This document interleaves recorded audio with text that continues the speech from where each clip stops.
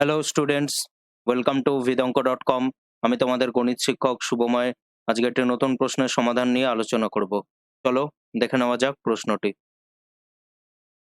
প্রশ্ন আমাদের বলা হয়েছে a vector equal to i cap plus 4j cap plus 2k cap, b vector equal to pi cap minus 2j cap plus 7k cap, c vector equal to 2i cap minus j cap plus 4k cap. বলা হয়েছে D একটি vector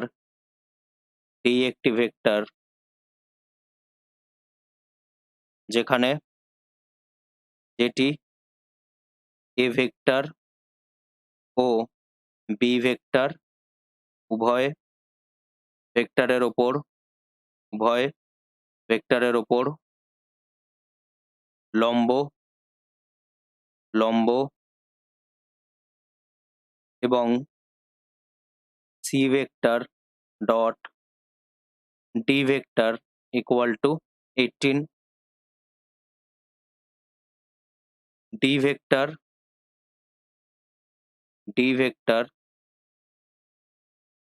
A vector ও B vector উভয় ভেক্টরের ওপর লম্ব। তাহলে আমরা এখানে কি বলতে পারি? শর্তানুযায়ী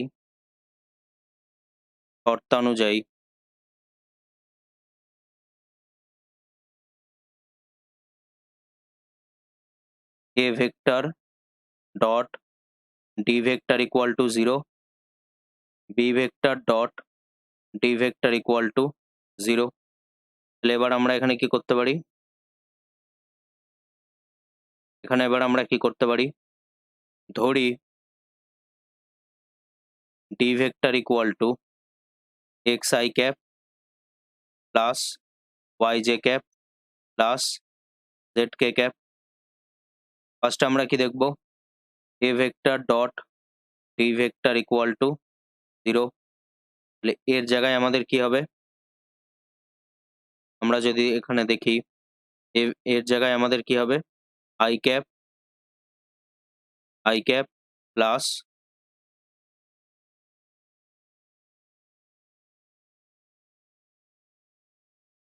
i cap plus 4j cap plus 2k cap।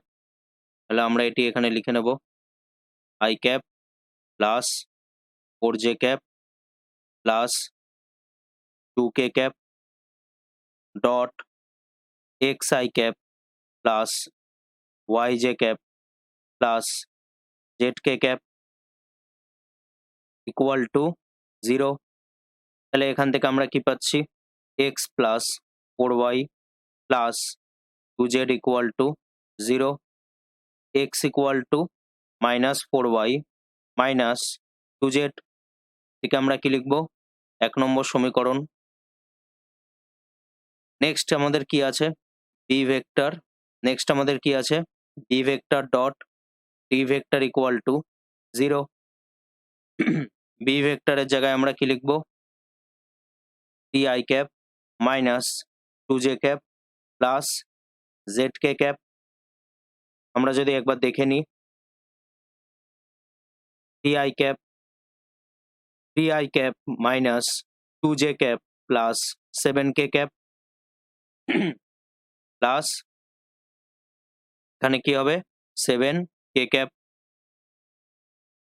Dot xi cap plus yj cap plus zk cap equal to 0, tx minus 2y plus 7z equal to 0। এখানে আমরা কি করব? x এর মান বসিয়ে দেব।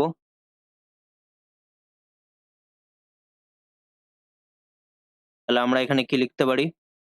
1 নম্বর সমীকরণ থেকে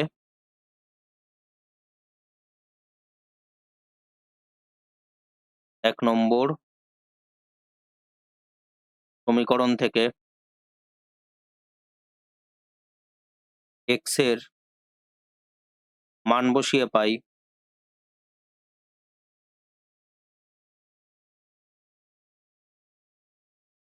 -12y -6z -2y plus 7z equal to 0।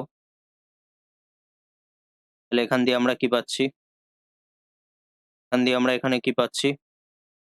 z -14y equal to 0। z -14y equal to 0। তাহলে z ইকুয়াল টু আমরা কি লিখতে পারি? 14y। এটিকে আমরা 2 নম্বর সমীকরণ লিখব।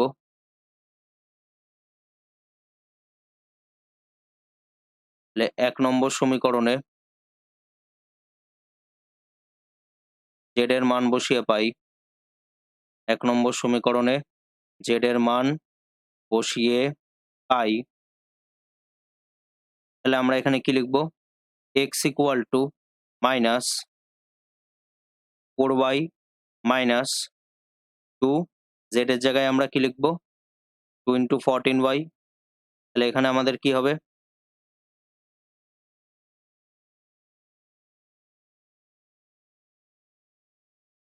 x equal to -4y -28y। তাহলে x ইকুয়াল টু -32y। এবার আমাদের কি বলা হয়েছে? এটিকে আমরা 3 নম্বর সমীকরণ লিখব। এবার আমাদের লাস্টে কি বলা হয়েছে? c vector dot d vector equal to 18। আমরা একবার এখানে দেখে নেব c ভেক্টর আমাদের কি বলা আছে? 2y cap - j cap plus 4k cap.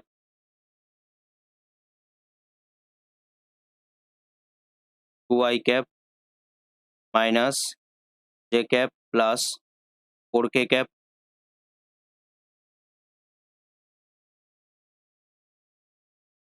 Dot xi cap plus yj cap plus zk cap equal to 18 2x - y plus 4z equal to 18।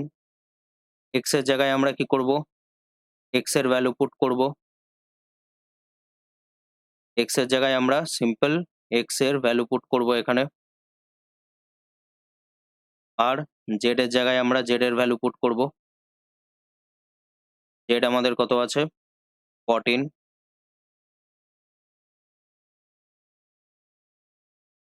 তাহলে 2 এবং 3 নম্বর সমীকরণ থেকে 2 এবং 3 নম্বর সমীকরণ থেকে z ও x এর মান বসিয়ে পাই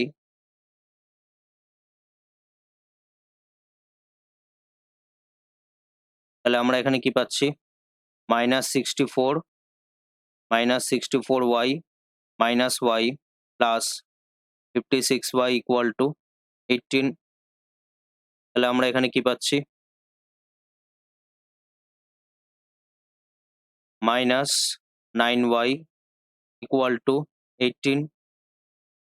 তাহলে এখানে 9 আর 18 ডিভাইড করলে আমরা কত পাবো? এখানে -y ইকুয়াল টু 2। তাহলে y ইকুয়াল টু -2। y এর মান 2 এবং 3 নম্বর সমীকরণে y এর মান 2 এবং 3 নম্বর সমীকরণে বসিয়ে পাই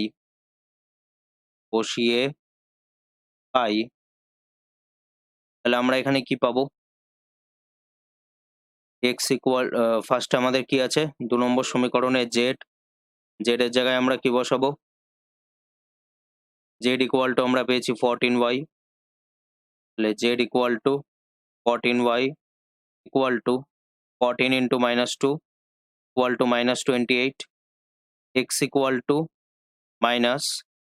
32 y, তাহলে মাইনাস 32 ইন্টু y এর ভ্যালু আমরা কত পেয়েছি, -2 equal to 64।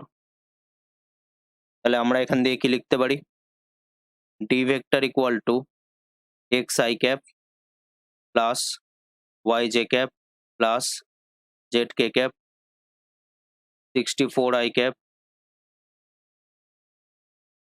Plus -2 J cap -2 J cap plus -28 K cap. তাহলে আমরা এখানে কি করলাম, এক্স ওয়াই জেড এর মান বসিয়ে পাই